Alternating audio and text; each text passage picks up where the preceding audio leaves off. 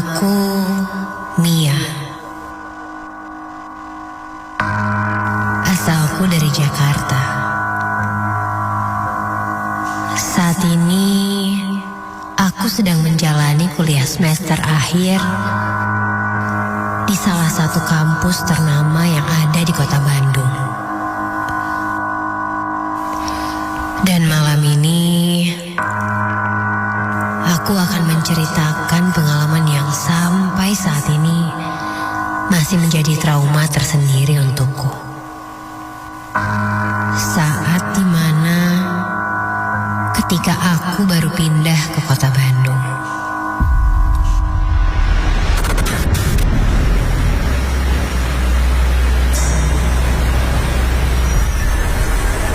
Saat itu, karena aku tidak mempunyai keluarga yang tinggal di Bandung, aku memutuskan untuk menyewa kamar kos. Setelah mencari kosan yang sana-sini,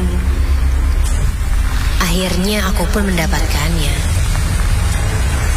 atas rekomendasi dari pihak kampusku.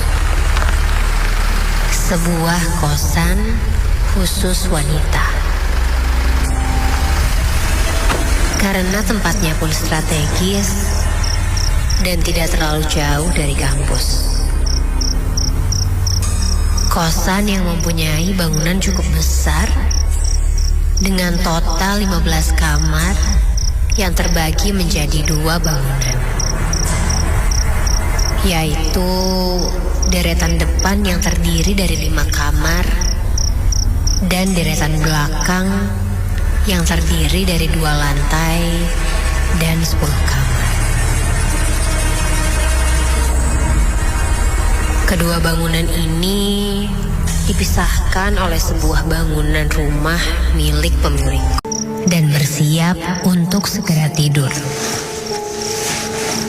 Namun belum sampai 10 menit aku akan tertidur. Aku mendengar seperti ada yang mengetuk pintu kamarku. Mungkin itu penjaga kos di sini, pikirku. Aku pun langsung beranjak dari tempat tidurku dan membukanya. Ketika aku buka,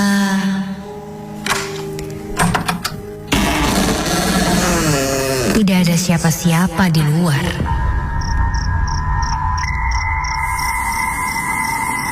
Kosong.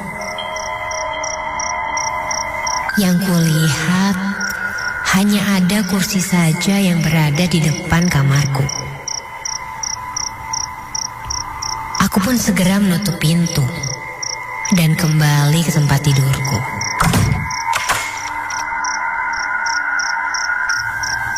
Dan belum sampai 5 menit berlalu,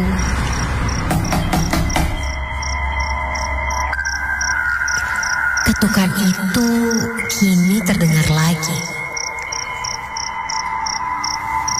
Namun kali ini terdengar lebih keras. Aku pun membuka pintunya kembali dengan sedikit panik.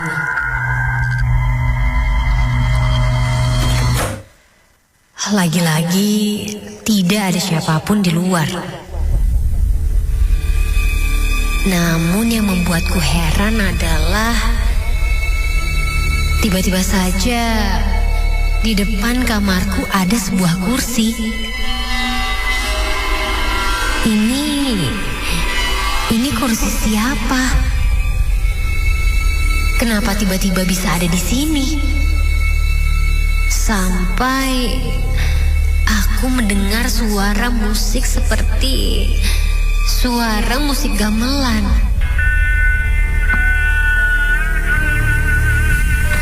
Dan ada yang nyinden juga.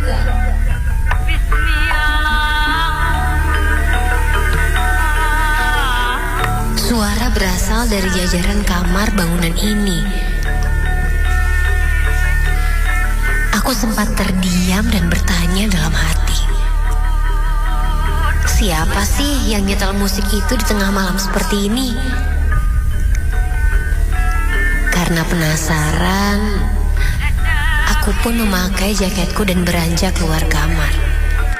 Hanya untuk memastikan.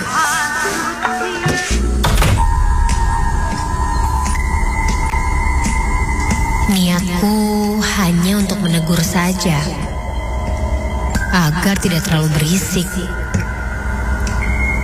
Karena terdengar jelas sekali ke kamarku. Kulewati satu persatu kamar yang ada di sana. Sampai lama-kelamaan suaranya pun semakin jelas. Dan sepertinya berasal dari kamar nomor 6. Sampai ketika aku berada di depan kamar nomor 6,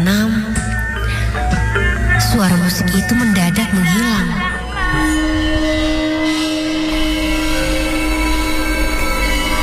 Seketika, kini tercium wangi-wangian seperti dupa yang dibakar.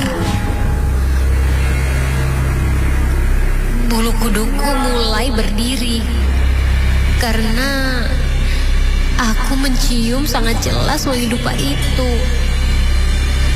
Aku pun cepat-cepat meninggalkan kamar itu dan memutuskan untuk segera kembali ke kamar saja. Dan ketika aku berjalan kembali, dari kejauhan samar aku melihat, bentar. Kuhentikan langkahku. Karena tepat dari arah depanku, aku melihat seperti ada yang sedang duduk di kursi yang ada di depan pintu kamarku. Itu siapa?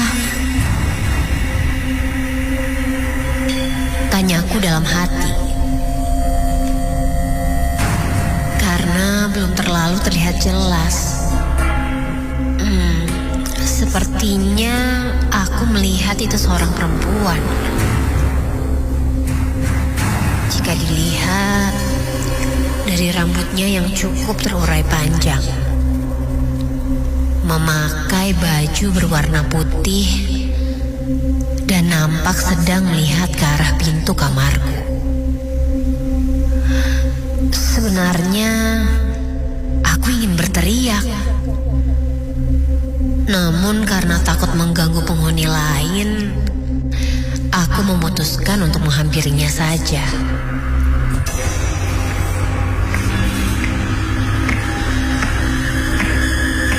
Langkah demi langkah aku mendekati perempuan itu. Namun dia masih terlihat fokus menatap pintu kamarku.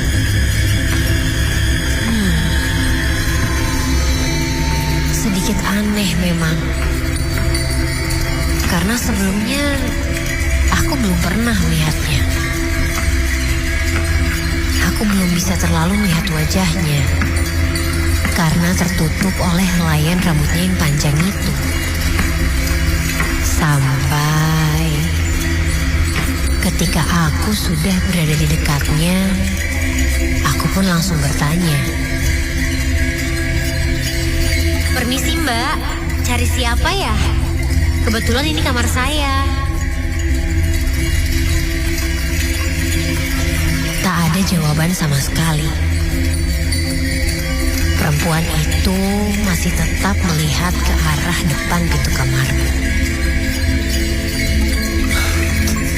Sedikit kesal, aku pun mencoba untuk menghiraukannya saja dan segera masuk ke dalam kamar. Dan ketika aku melewati perempuan itu, astaga! Aku kaget setengah mati ketika kali ini aku bisa melihat jelas muka perempuan yang sedang duduk di kursi itu. Muka perempuan itu sangatlah pucat dan berlumuran darah.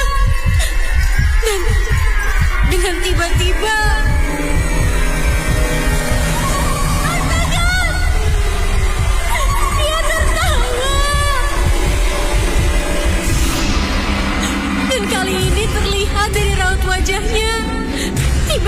saja berubah. Kini kulihat wajahnya penuh dengan luka sayatan dan matanya menjadi sangat menakutkan. Kurasakan badanku kini sangatlah berat dan bergetar ketakutan. Sosok itu kini terlihat perlahan bangkit dari kursi itu dan mulai menarikan badannya sambil tertawa cekikikan. Dan ketika tertawa seluruh badannya bergetar.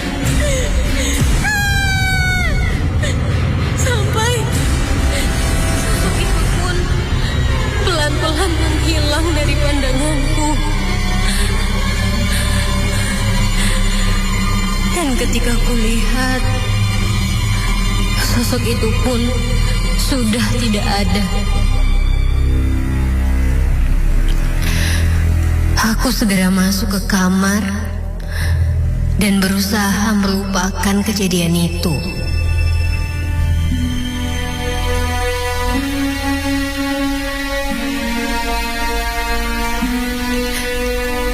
Aku masih syok dengan apa yang kulihat semalam.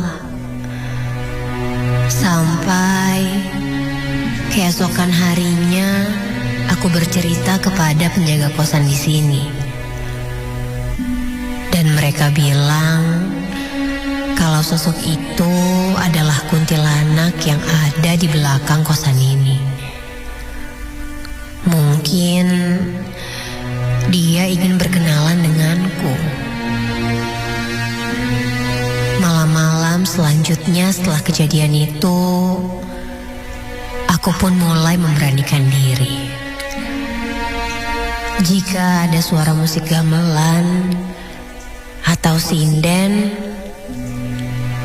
itu adalah pertanda jika sosok kuntilanak itu